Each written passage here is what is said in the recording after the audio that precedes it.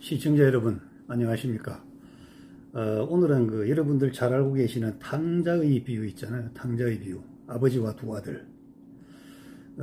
이 문제는 회개와 구원의 주체가 누구인가에 대한 문제입니다.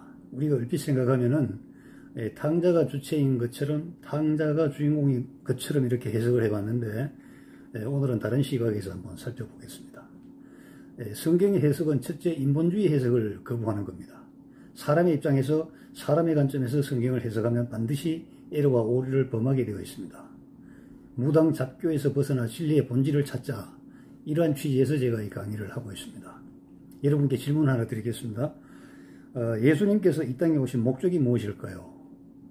예수님 당신을 믿는 사람들이 잘 먹고 잘 살게 하기 위해서 이 땅에 오셨을까요? 여러분은 어떻게 생각하십니까? 자, 먼저 교회 다니지 않던 사람이 왜 갑자기 교회 문을 두드리게 되었을까요?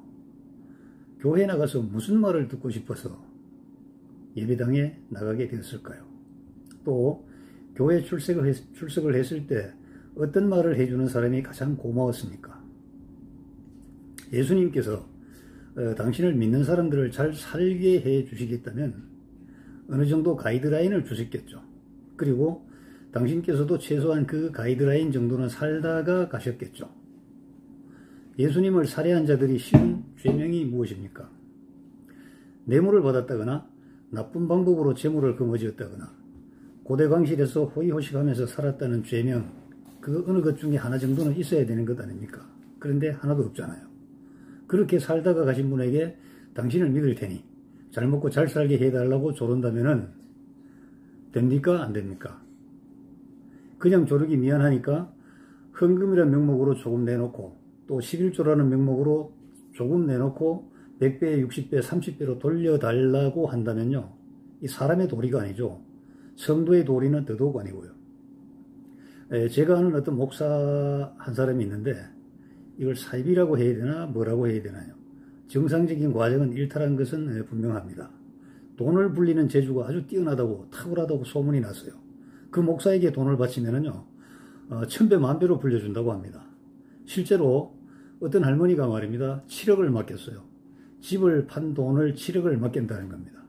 그리고 1000배면 7000억이요, 만배면 7조를 받을 날이 멀지 않았다면서 기도의 끈을 놓지 않고 있는 것이죠. 자, 한번 생각해 봅시다. 하나님이 어찌하여 그 할머니의 그 집 판 돈 7억을 1000배 내지 만배로 불려줘야 할 의무가 있습니까? 여러분은 어떻게 생각하세요? 하나님의 말씀은 진리요 생명인데 도둑놈의 입을 통해서 도둑질 하는데 악용되고 있다는 겁니다. 온 세상의 교회 목사 다라고는 할 수 없습니다만은 상당한 사람들이, 상당한 인간들이 이따위로 설교를 해놓으니 성도들이 속는 것이고, 속는다기보다는 자기 욕심을 채우기 위해 목사와 한통속이 되는 겁니다. 성경을 잡고 도둑놈의 말을 듣고 자기의 그 도둑놈의 심보가 거기에 그대로 표출되는 것이죠. 이러고도 천국을 여러분 사모하십니까? 본향에 들어갈 수 있다고 생각하십니까? 찬양 아름답게 드린다고 얼마나 많은 밴드와 악단들이 있습니까? 사실 그런 찬양 받지 않으셔도 됩니다. 하나님께서는요. 천국 보좌에서 찬양은 단 한 가지 말만 나옵니다. 하나님은 오르십니다. 하나님은 오르십니다. 하나님만이 오르신 것이죠. 오늘의 비유는 탕자의 비유로 잘 알려져 있죠. 아버지가 엄연히 살아 계시는데 자기 몫의 유산을 달라고 해서 타향에 가서 잘 먹고 잘 살다가 돈이 다 떨어지자 오갈 데 없으니까 돼지 농장에 잡부로 들어가게 되는 거죠. 거기서 돼지가 먹는 사료를 먹어야 겨우 사는 그러한 처량한 신세가 됩니다.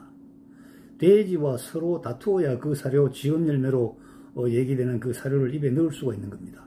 사실 이 돼지란 것은 유대인들이 가장 혐오하는 그러한 동물입니다. 가장 혐오하는 동물이 돼지이기 때문에 돼지고기를 먹지도 않죠. 수많은 일거리가 있을 터인데 왜 하필 돼지우리 잡부로 가게 됐을까?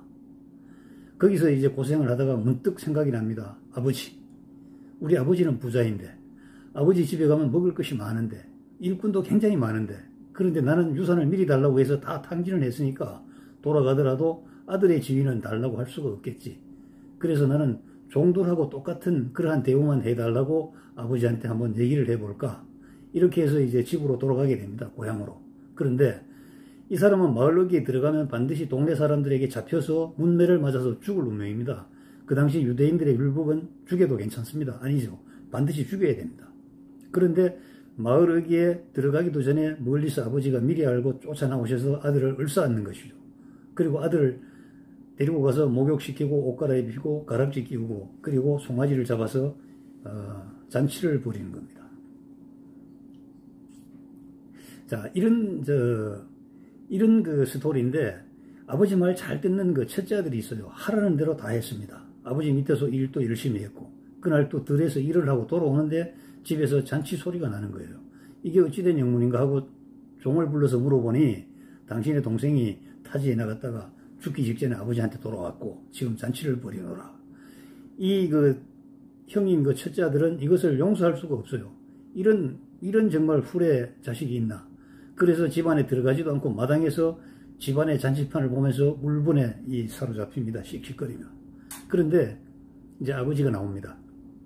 아버지한테 따지죠. 아버지, 저는 평생 아버지 말을 안 들은 적이 한 번도 없는데 친구들하고 나누어 먹으라면서 양새끼 한 마리도 주지 않았으면서 저 녀석은 재산 가지고 나가서 다 뜯어먹고 들어왔는데도 아버지가 잔치라니요. 이게 말이 되는 얘기입니까? 이거 완전 차별 아닙니까? 요즘 아이들 말로 이거 완전 재수죠. 재수 없는 거죠. 그래서 마당 입구에 떡 버티고 서서 안 들어가요. 아버지가 달랩니다. 네 동생은 잃었다가 찾았지 않니? 죽은 놈이 다시 살아왔지 않니?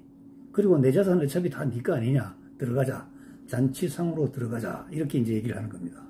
여러분은 이 비유를 어떻게 설명을 듣고 설교를 들으셨나요? 이렇게 생각하는 거죠. 설록 한때 잘못 생각해서 잘못을 저질렀다 하더라도 돌아와 회개하고 무릎 꿇으면 용서를 받는다. 용서뿐만 아니라 그 행위의 갸륵함, 나 아들이 아니고 종으로 거둬두시면 돼요. 그렇게 이제 낮아지는 그 정도 행위의 갸륵함까지 칭찬을 받고 보상을 받아서 선물까지 듬뿍듬뿍 받게 됩니다. 이것을 설명할 때 여러분들 흔히 잘 하시는 말 있죠. 하나님은 용서의 하나님, 하나님은 은혜의 하나님, 하나님은 사랑의 하나님, 하나님은 인내의 하나님. 결론적으로 말씀드리면 여러분 이런 소리 하면 안 돼요. 이거 하나님 욕보이는 겁니다. 저는 이런 소리를 들으면 욱하고 이제 분이 치밀어 오를 때도 있는데요. 이런 게 보면 교회 그 문화권에서는 늘 이런 말들을 합니다. 제가 지난 겨울에 청평 금식기도원에 갔을 때 장신대학교의 그 A모 교수라는 그 분이 설교자로 왔는데 갑자기 은30에 예수를 팔아먹은 가롯 유다 자살하지 말고 회개했으면 용서받고 천국 갔을 텐데 이렇게 하더라고요. 이거 아니잖아요. 이거 아니거든요. 정말 성경을 이렇게 해석하면 안 되는 거예요. 그래서 속에서 좀 이렇게 좀 거부한 것이 밀려 올라왔습니다. 자, 오늘 탕자의 비유 한번 차근차근 살펴보면서 여기서 여러분들이 찾아야 되실 것은 예수 그리스도를 찾아야 되고 십자가의 원리를 찾으셔야 돼요. 누가복음 15장 11절에서 32절까지 길게 나옵니다. 이것은 제가 앞에서 설명드린 바와 똑같습니다. 마지막 32절에 내 동생은 죽었다가 다시 살아났으며 잃어버렸다가 찾았으니 우리가 즐거워하고 기뻐하는 것이 마땅하니라 하니라. 요 성경은 킹 제임스 흠정역을 제가 근거로 이렇게 이제 기록을 했습니다. 좀 더 구체적으로 살펴볼게요. 탕자가 아버지를 떠나서 허랑방탕하게 살다가 회개하고 돌아왔습니다. 아버지가 문 밖에 서서 기다리시다가 맞아주셨죠. 그러니까 우리도 회개하고 아버지께로 돌아가면 용서받고 송아지 잡아서 잔치까지 벌여주신다. 그러니까 우리가 잘못에 너무 연연하지 말고 회개하면 용서한다. 뭐 이런 것이죠. 용서받는다. 가롯 유다도 은30에 예수를 팔았지만 너무 자책하여 자살하지 말고 회개하고 돌아왔더라면 용서받을 수 있었을 것인데 너무 아쉽다. 이것이 지금까지의 이제 설교의 대강일 겁니다. 이렇게 풀면요. 주인공은 아버지를 떠났던 탕자가 되는 겁니다. 탕자의 요구로 재산도 분여되었고 또 자기 재산으로 자기 마음대로 허랑방탕하는 것도 당연하고요.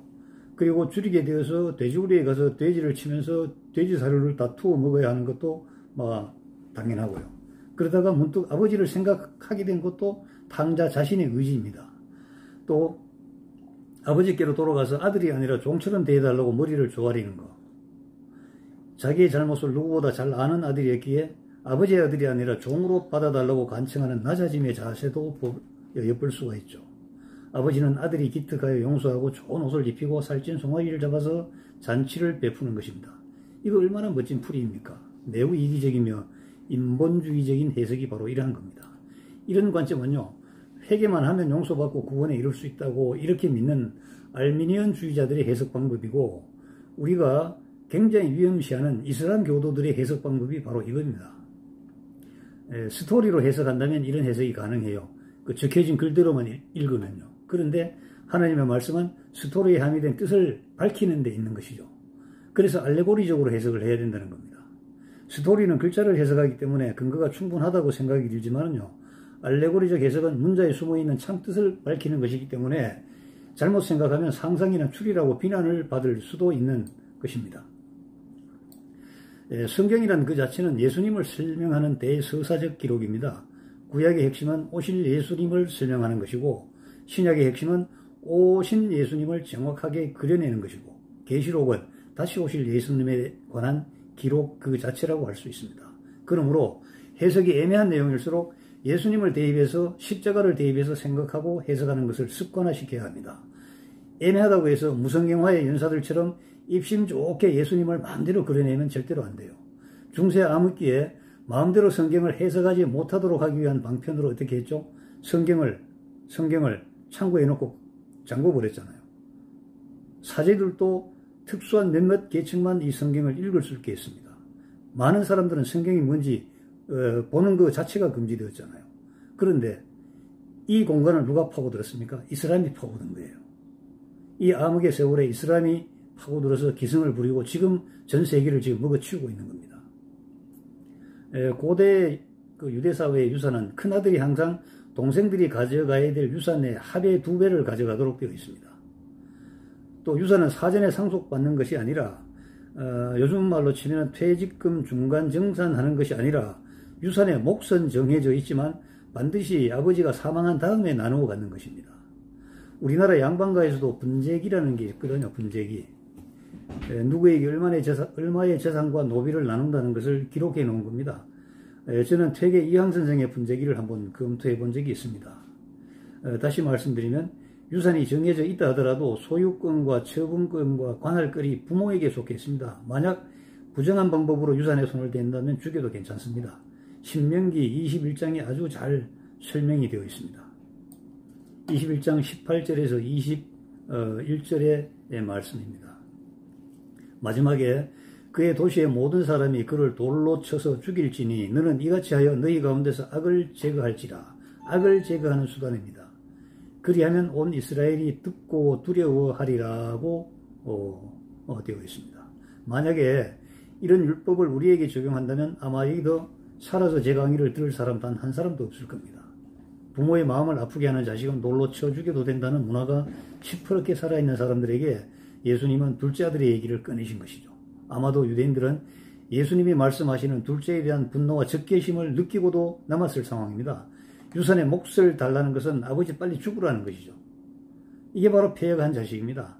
그리고 개 취급도 안 했던 이방인들의 종이 되어가지고 가장 혐오하는 돼지를 관리하는 잡부로 들어가서 그 돼지 사료를 다투어 먹는다 이거야. 돼지하고. 사실 그 당시에 근동지방에는 400만 명이나 되는 유대인 디아스포라들이 살고 있었습니다. 이들은 민족주의자, 동족에 대한 애착심이 누구보다도 강한 민족이었죠. 그런 상황에서 이 아들은 그 사람들의 도움도 전혀 받지 못했다는 겁니다. 여러분은 이 둘째 얘기를 들으면서 생각나는 누군가가 있을 텐데요. 아담을 한번 생각해 볼까요? 풍요의 주인이시오 사랑의 아버지이신 하나님의 은혜를 떠나서 자기 힘으로 잘 살아보겠다고 발버둥 치다가 죄의 조상이 되어버린 아담 있잖아요. 아담을 생각할 수가 있습니다.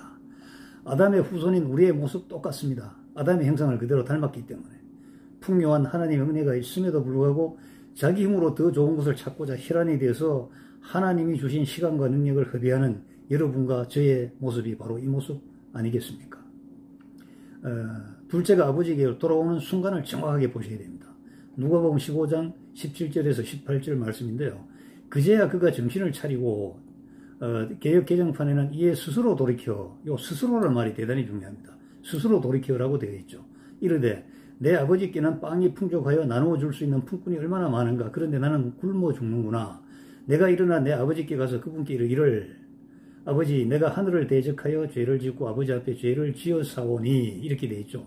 바로 여기서 주의해야 할 구절이 제가 말씀드린 이에 스스로 돌이켜입니다. 스스로 돌이켜. 이렇게 되면 마치 회개의 주도권이 둘째 아들 자신에게 있는 것처럼 보입니다. 이 구절을 근거로 많은 개신교 신학자들, 이 사람들이 예수님의 십자가 없이도 얼마든지 구원에 이를 수 있다고 주장을 하고 있는 것입니다. 이 우리나라 조영기 목사님도 동국대학교 불교대학원에 가서 이 얘기를 한 겁니다. 구원이 교회에만 있는 게 아니고 여기도 있다고 이렇게 얘기한 겁니다. 큰일 날 얘기죠. 심지어 십자가 구원은 사도 바울에 의해서 조작된 교리라고 이렇게까지 막 비판을 합니다. 그렇지가 않습니다. 예, 그제야 그가 정신을 차리고 이에 스스로 돌이켜. 이것의 주체는요 바로 하나님 아버지입니다. 허랑방탕하게 사는 둘째 아들에게 갑자기 아버지의 계획이 임해서 그 허랑방탕하게 머리를 맞대고 돼지와 같이 돼지 지엄 열매를 먹어야 살 수 있는 그 절체절명의 순간에 아버지의 영이 개입을 해서 이 아들에게 아버지를 생각나게 하는 겁니다. 그러니까 하나님 자녀가 죄를 깨닫는 것도 사실은 불강력적인 은혜에 의한 것이지 자기의 어떤 노력과 자기의 의지로 되는 것은 아니라는 겁니다. 이거는 명확히 나와 있습니다. 죄에 대하여, 의에 대하여, 심판에 대하여 가르치신 존재는 성령 하나님이십니다. 사실 이 둘째 아들 비유에 앞서서 비유가 두 가지 나옵니다. 100마리 양 중에서 한 마리를 잃어버렸잖아요. 그런데 이 목자는 99마리를 버려두고 한 마리를 찾아와서 잔치를 벌이죠. 그 다음에 드라크마 얘기가 나옵니다. 어떤 그 아낙네가 10드라크마 중에서 하나를 잃어버렸어요. 그래서 불을 들고 그 다음에 빗자루를 들고 온 바닥을 쓸어서 한 드라크마를 찾은 다음에 또 즐거워 아주 기뻐하는 그런 얘기 있습니다. 그 다음에 요게 나오는 겁니다. 요게. 그러니까 이게 성경의 기록법 중에서 점층법, 점강법인데요. 점차 강도를 강하게 하거나 점차 이렇게 좁혀서 나가는 그 이론인데, 자, 양 100마리 중에 한 마리, 드라쿠마 10개 중에 하나, 이 돈이죠, 이거는. 그 다음에 아들 둘 중에 하나. 어디가 더 값지고 중요합니까? 당연히 아들이죠. 그리고 짐승, 돈, 사람으로 연결이 되고 112개로 이렇게 이어가는 게 정강법입니다. 이게 인간의 구원을 향한 아버지의 깊은 관심과 애정, 강도를 설명하고 있는 것입니다. 양이 주인을 찾아온 게 아니죠. 드라크마가 주인에게 잘 보일 수 있는 그쪽으로 이동한 게 아니죠. 목자와 드라크마 주인이 찾았던 것입니다. 예수님은 이걸 가지고 말입니다. 회개와 살짝 연결을 시켜요. 누가복음 15장 7절 10절입니다. 내가 너희에게 이르노니 이와 같이 하늘에서는 회개할 필요가 없는 의로운 99 사람보다 회개하는 한 죄인으로 인하여 더 기쁨이 있으리니 내가 너희에게 이르노니 이와 같이 회개하는 한 죄인으로 인하여 하나님의 천사들 앞에서 기쁨이 있느니라 하시니라. 자, 회개란 것은 주인에 의해서 찾아진 것을 말합니다. 피조된 그 피조물이 스스로 회개가 되는 게 아니고 그 창조한 주인에 의해서 회개가 이루어지는 것이죠. 그래서 회개란 것은 찾아지는 쪽에서 생산되는 것이 아니고 찾는 쪽에서 열심에 관한 개념이라는 겁니다. 99마리를 두고 한 마리를 찾으러 가는 목자, 횃불을 들고 비로 쓸면서 잃어버린 한 드라크마를 찾는 아낙네와 같이 어느 날 아버지의 마음이 둘째에게 임하여 돼지처럼 살던 둘째가 자신의 돼지됨을 자각하게 되고 아버지를 향하게 되는 것입니다. 그러므로 회개란 하나님을 떠나 스스로의 행복과 만족을 추구하면서 사는 인간들이 결국 돼지 우리 속의 삶이라는 것을 깨닫게 되는 것을 말합니다. 그토록 거머쥐려고 안달했던 것들이 결국 쥐엄 열매라는 것을 자각하게 되는 것을 말합니다. 사는 동안 지었던 몇 가지 죄를 내어놓고 눈물, 콧물 짜면서 땅바닥을 두드리면서 울고불고 하면서 잘못했으니 살려달라고 하는 것, 그걸 회개라고 하는 게 아닙니다. 몰랐던 아버지를 다시 알게 되는 것, 그게 회개입니다. 예수님은 유대인들이 개 취급도 하지 않았던 사마리아 땅에서 자신을 찾아온 세리와 창기들과 식사하면서 둘째 에피소드를 집어넣은 것이죠. 율법을 내세운 유대인들이 극도로 분하게 만드는 사례입니다. 둘째는 돌에 맞아 죽어도 싸죠. 그러나 아버지의 은혜와 사랑은 그러한 자의 더러움까지도 모두 덮어 씌울 만큼 위대한 것이라는 것을 깨우쳐 주시는 에피소드입니다. 야곱도 볼까요? 야곱은 형제와 부모 재산 다 두고 고향을 떠나던 그날 밤에 하나님을 만나게 됩니다. 둘째도 모든 것을 허랑방탕하고 난 후에 돼지우리 속에 삶을 살던 도중에 외부에서 침투한 어떤 은혜의 결과로 자신의 돼지된 모습을 자각하게 되는 겁니다. 인간은 자신의 돼지된 모습을 알기 전에는 하나님께 완전히 의탁하지 못하죠.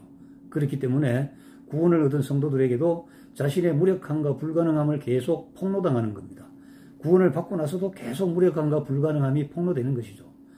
둘째는 아들임을 주장할 면목이 없으니 종들과 동급으로 거두어 달라고 합니다. 둘째는 동네에 들어서는 순간 유대인들에게 돌로 맞아 죽어야 하는 신세입니다. 그걸 잘 알고 있지만 아버지를 향해서 발걸음을 옮기게 됩니다. 둘째는 바로 자기 고백을 하게 된 것이죠. 용서받을 수 없는 죄인임을 고백하고 죽어도 좋으니 아버지 얼굴 한 번이라도 보자는 겁니다. 절대로 여행을 바라서 간 게 아닙니다. 동네 사람들이 돌 들고 나에게 달려올 거야. 그러나 어쩌면 아버지가 와서 말려줄 거야. 그 여행 바라고 간 게 아닙니다.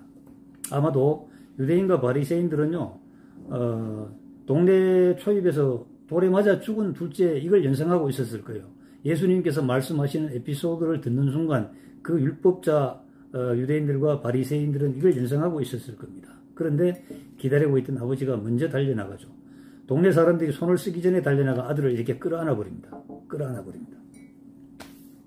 그리고 아버지는 우연하게 어쩌다가 저기 멀리서 오는 아들을 발견한 게 아닙니다. 집을 떠난 그 순간부터 돌아오는 그 순간까지 아버지는 계속 관찰하고 계신 겁니다. 돌아오는 그 순간까지 기다리고 계신 것이죠. 아들의 삶에 한순간도 눈을 옮기지 않으신 그 아버지는 곧 하나님이십니다. 그래서 자기 중심의 삶이 얼마나 허망한 것인가를 깨우치기 위해서 떠나는 것을 허락하셨고, 또 이방인의 돼지우리를 치고 지업 열매를 먹는 것을 허락하신 하나님, 만약 그런 의도가 아니었다면 먼 나라에서 찾아가셔서 데리고 들어오셔야 할 겁니다. 성도들도 때때로 고난과 환난을 당하고 있습니다만은 쥐업 열매를 먹으며 본질을 깨닫기를 바라는 하나님의 계획이자 작정이신 그러한 것임을 알아나가면 참 좋을 것 같습니다. 아버지는 첫째를 달래죠. 누가복음 15장에 잘 나와 있습니다. 아버지는 마을 사람들에게 맞아 죽어야 할 둘째를 죽었다가 다시 살아났다고 선수를 치시는 겁니다. 헐레벌떡 뛰어가신 아버지의 수고가 둘째를 살렸고 그에게 송아지 잔치와 옷과 신과 반지를 끼워버리십니다. 용서받지 못할 아들을 아버지가 먼저 용서해버리시는 겁니다. 이거는 율법에 위배되는 행위입니다. 하지만 아버지는 이런 선택을 하시면서 율법을 파기해버리는 겁니다. 유대인들이 금과 옥조처럼 여기는 율법, 그거 다 시잘데없는 것이고 소용없는 것이라는 것을 선언해 보시는 겁니다. 그리고 결국 예수님은 십자가에서 우리의 죄를 몽땅 도말해 버리시고 당신은 거기서 살해를 당하시는 것이죠. 그래서 사실 우리는 세상 죄에 일희일비할 필요가 없습니다. 왜냐하면 그 죄는 인간들이 만들어 놓은 스스로의 굴레이기 때문에 오로지 우리는 십자가의 죄만 남아있다고 생각을 해야 됩니다. 그러면 첫째 있잖아요. 첫째는 그럼 죄인일까요? 아버지로부터 버림받은 사람일까요? 아니죠. 큰아들도 우리의 모습을 비추는 패역한 현실을 드러내는 모형입니다. 큰아들은 모든 것을 다 지켰다고 믿는 유대인 바리새인들의 모형입니다. 아버지를 모시고 열심히 일하고 재산을 일구었죠. 그런데 후레자식 둘째를 맞아들여 잔치를 베푸는 것을 도저히 용납할 수가 없는 상태가 된 겁니다. 그래서 마당에 뻘쭘하게 서서 안을 들여다보고 씩씩거리죠. 바로 이러한 첫째는 교만한 자의 전형입니다.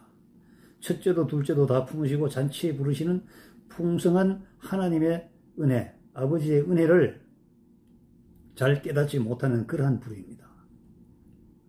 하나님의 은혜를 떠난 인간의 말로는 첫째 완전한 파산 상태로 떨어지는 돼지우리 속의 탕자인 둘째의 모습, 그 다음은 자기의 필요를 기반으로 한 순종의 자세입니다. 첫째 아들처럼 나는 아버지의 지시를 다 따랐으니 그에 상응한 보상을 받아야 한다고 생각하는 것이죠. 그토록 아버지의 뜻대로 살아온 아들이라면 집을 나가 급한 죽게 되어 들어온 둘째를 반기는 아버지의 마음을 손톱만큼도 헤아리지 못하는 것이 말이나 됩니까? 아버지는 기쁜데 아들은 왜 원망하고 불평하는 겁니까? 자기보다 둘째를 더 사랑하느냐고 시기 질투하는 것 아닙니까? 무언가 보상을 바라고 열심히 일하는 사람을 종이라고 합니다. 요한복음 15장 15절에 잘 나와 있죠. 이제부터 너희를 종이라 부르지 않으리. 왜냐하면 종은 주인이 하는 짓을 알지 못하기 때문이라. 이제부터 너희는 나의 친구니라. 이렇게 선언을 하시지 않습니까? 우리는 종이 아니라 하나님의 자녀이죠. 잃어버렸다가 되찾는 되찾은 하나님의 아들인 것입니다. 잃어버렸다는 이 말이 함의하고 있는 것은요, 읽기 전에는 누구의